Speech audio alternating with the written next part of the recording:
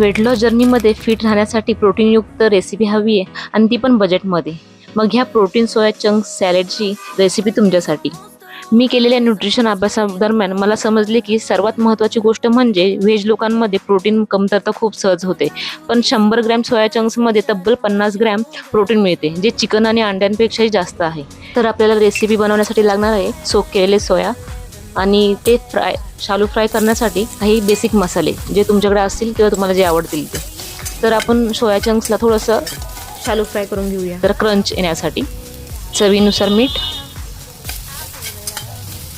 त्यानंतर एका बाउलमध्ये खंकड किंवा दही जे अवेलेबल असेल ते घ्यायचे. बेसिक मसाले, ऑर्गॅनो, ब्लॅक पेपर, चिली फ्लेक्स, धने जिरे पावडर हे सर्व मिक्स करून घ्यायचं.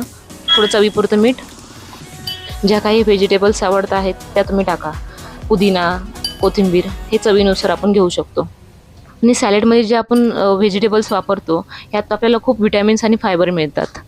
सोया चंक्समध्ये नॅचरली 50% प्रोटीन मिळतं, पण 1% कमी फॅट असतं. पण आपल्या शरीरात vitamin A, D, E observe करण्यासाठी हेल्दी फॅट्स खूप गरजेचे असतात. म्हणून आपण सोया चंक्स सॉटे करताना 1 टीस्पून तूप किंवा तेल वापरू शकतो, जे मेंदूला आणि हार्टला उत्तम असतं. वरतून मी गार्निशिंगसाठी पांढरे तीळ आणि पंपकिन सीड टाकलेत. तुम्हाला ज्या सीड्स आवडतात ते तुम्ही टाकू शकता. सीड्स आपल्या शरीरासाठी खूप उपयुक्त आहेत. रोजच्या धावपळीत डाएटकडे पण लक्ष द्यायचं असेल तर ही रेसिपी खूप उत्तम आहे.